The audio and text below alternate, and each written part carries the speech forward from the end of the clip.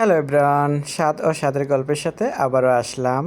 কাঁকরোল, পটল, ফুলকপি দিয়ে রুই মাছের ঝোল নিয়ে আসলাম। তো আমি কি কি উপকরণ নিয়েছি সেটা দেখাবো। তো আমি এখানে রুই মাছ নিয়েছি কয়েক টুকরো, দেখতেই পারছো, একটু বড় সাইজের। তো আর হলো কাঁকরোল, পটল আর ফুলকপি কেটে নিয়েছি। এখানে আলু দিচ্ছি না। তো চলে যাচ্ছে চুলোয়, একটা প্যান বসে দিয়ে আমি দিয়ে দিলাম পেঁয়াজ আর তেল। আর একটাতে বসে দিলাম প্যান, সেটাতে একটু তেল দিলাম মাছটা ভাজার জন্য। এখানে পেঁয়াজটাকে এখন ভেজে নিচ্ছি।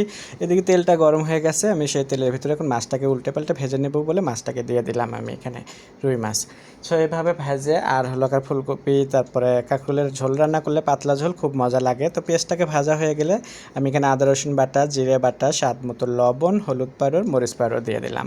তো এটা কিন্তু আপনাদের ডিপেন্ড করবে যে আপনারা তরকারি কতটুকু রান্না করবেন সেটার উপরে মশলা ডিপেন্ড করবে। তো মশলাটা কষানোর জন্য করে আমি এখানে দিয়ে দিলাম গরম পানি দিয়ে বেশ 6 থেকে 7 মিনিটের মতো আমি মশলাটাকে কষাবো। আর এদিকে মাছ ভাজিটাও হয়ে গেছে এক সাইডে।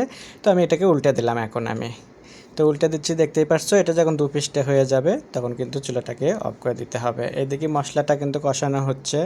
সো দেখতেই পারছো মশলাটা কষে যখন ঝোলটা কমে আসছে, এখন তেলের উপর উঠবে। তো এই সময় আমি অনেক সময় নিয়ে মশলাটাকে কষে নিছি। তারপরে এখন আমি দিয়ে দিচ্ছি সবজিগুলো, ফুলকপি, কাঁকরোল আর পটল একসাথে দিয়ে দিচ্ছি। জাস্ট এটা দিয়ে আমি আরও বেশ কিছুক্ষণ কষাবো। তো এই তরকারিটা আমি মনে করি যে কষানোর উপরে স্বাদটা বেশি আসে। তো এটা অনেক সময় নিয়ে যদি কষান তাহলে আপনার ঝোল দিয়ে কিন্তু বেশি সময়ে রান্না করতে হবে না, তখন 8 থেকে 10 মিনিটে রান্না করলেই হবে। বাট আপনার কষাতে গেলে পর্যন্ত কিন্তু 15 থেকে 20 মিনিট পার হয়ে যায়। তো এখানেই স্বাদ। তো দেখতেই পারছো ঢাকনা দিয়ে আমি এটাকে কষা নিলাম।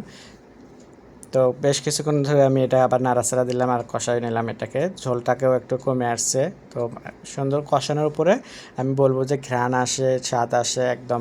তো তো আমি এটা শিখছি আমার আম্মার হাতের। আমার আম্মা এভাবে রান্না করতে। এদিকে মাছ ভাজিটাও হয়ে গেছে।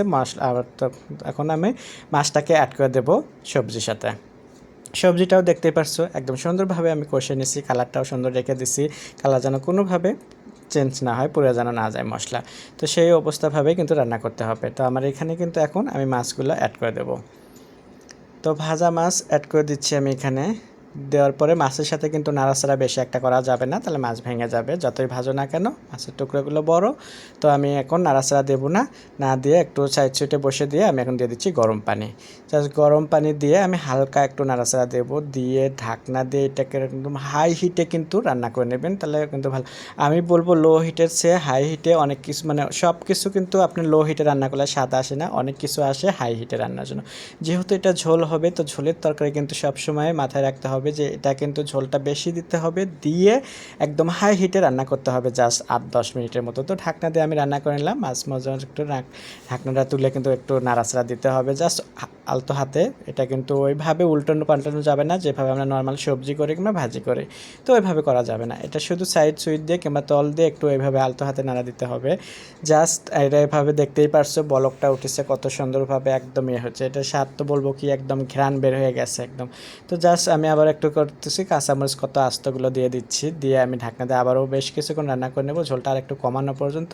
তো কমিয়ে আসলে দেখতেই পারছো আমি এটাকে সুন্দরভাবে করুন। তো জাস্ট আমার এটা কিন্তু এখন হয়ে গেছে। আমি নামানোর আগ দিয়ে দিচ্ছি ধনের পাতা। ধনের পাতা আর আপনার বাসায় যদি থাকে টমেটো, আমি বলবো যে টমেটো দিলে আরও সুন্দর কালার, সুন্দর স্বাদ হয়। তো সবাই ভালো থাকবেন। নতুন নতুন ভিডিও দেওয়ার জন্য লাইক কমেন্ট করবেন।